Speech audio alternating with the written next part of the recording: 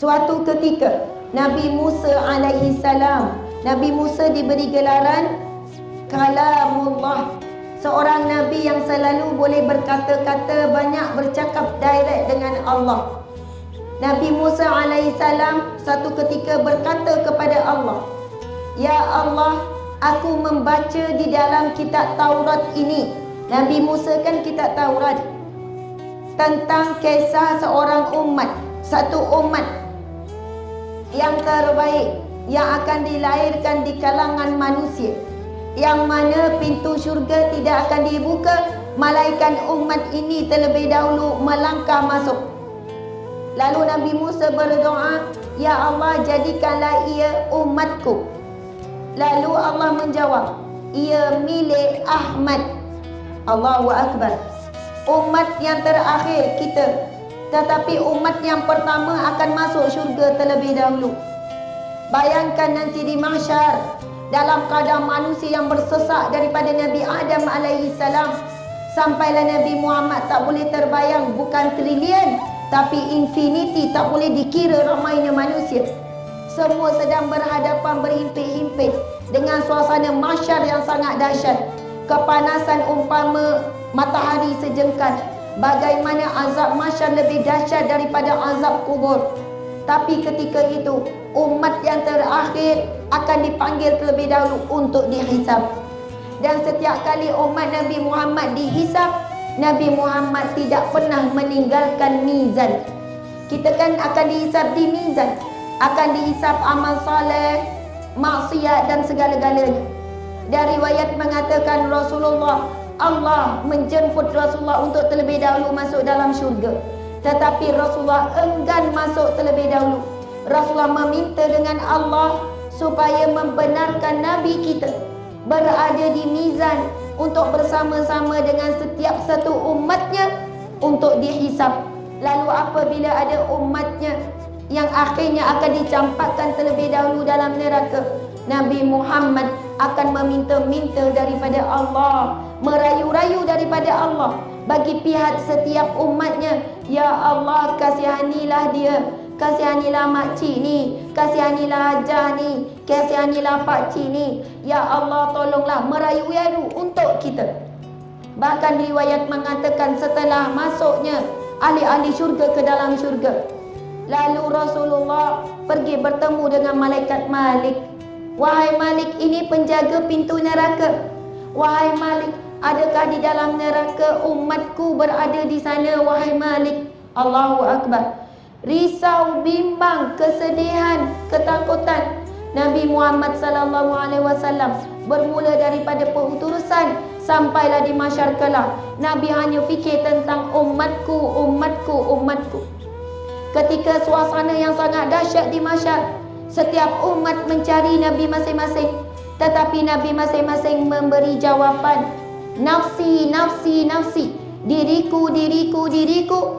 Aku tidak pernah melihat kemarahan Allah sebagaimana marahnya Allah pada hari ini. Aku sendiri tidak boleh menjamin diriku selamat daripada kemarahan Allah, apatah lagi untuk membantumu." Semua Nabi surrender, semua Nabi ketakutan, kecuali ada seorang Nabi yang mana dia tidak memikirkan tentang dirinya, tetapi terus-menerus memikirkan tentang umatnya. Itulah Nabi kita, Nabi Muhammad sallallahu alaihi wasallam.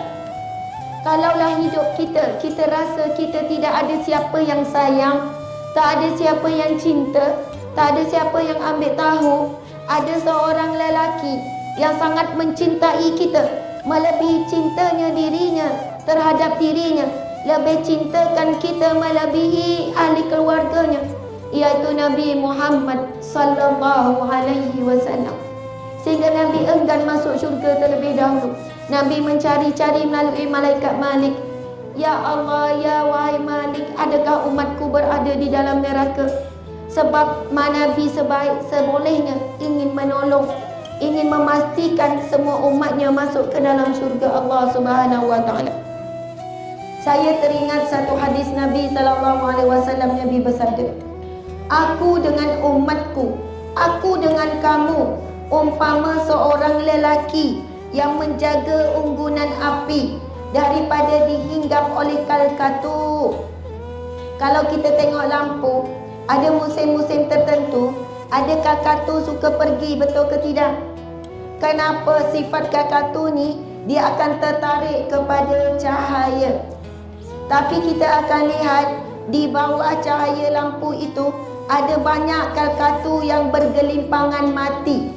Dia masih bergerak sebab dia sebenarnya bukan mati, tapi sayapnya terkena kepanasan lampu, sayap dia koyak ataupun rosak menyebabkan dia dah tak boleh terbang. Dia menggelitik lama-lama dia matilah. Nabi kata, aku umpama begitu, menjaga unggunan api sedaya upaya, menjaga dan menghalau kalkatu daripada hinggap. Begitulah aku dengan umatku, sedaya upaya aku menjaga umatku daripada pergi menuju kepada neraka, kepada api, sehingga aku pegang hujung-hujung baju mereka. Peluk tak jadi, tarik tak jadi, sampai yang terakhir pegang hujung baju supaya tidak menuju ke neraka. Tetapi betapa ramainya umatku yang tetap menuju ke neraka Allah. Na'udzubillahi min zalik. Allahu Akbar. Sebab itu, misi perjuangan kita, ibu ayah sekalian, yang terbesar adalah menyelamatkan ahli keluarga daripada api neraka Allah. Ini perjuangan Rasulullah sallallahu alaihi wasallam. Cuba menyelamatkan seramainya umatnya daripada api neraka Allah. Begitulah perjuangan kita yang kita sambung dalam kudrat masing-masing. Bagi seorang wanita yang nama ibu, cukup kalau dia bagi tumpuan kepada anak-anaknya, sebab anak-anak akan berkembang lagi. Seorang suami pula, cukup kalau dia berjaya mendidik isterinya, sebab apabila dia mendidik isteri, isteri akan mendidik anak-anak. Seorang suami kalau faham tugas terbesar dia adalah sebagaimana Allah berfirman, qu anfusakum wa ahlikum nar. Pelihara diri kamu dan ahli keluarga kamu daripada api neraka Allah. Kenapa firman Allah itu? Diri kamu dan ahli keluarga kamu. Kita takkan mampu hidup dalam keadaan bahagia dan gembira dalam syurga kalau ada anak-anak kita dicampakkan ke dalam neraka. Kita tak akan mampu hidup tenang di syurga kalau kita masuk syurga, tetapi ada salah seorang anak kita sedang dibakar, diseksa dalam neraka. Kerana itu kita sangat kuat berhajat untuk masuk syurga sekeluarga, supaya sama-sama menikmati syurga Allah, sama-sama selamat daripada api neraka Allah Subhanahu wa taala. Allahu Akbar, Masya Allah.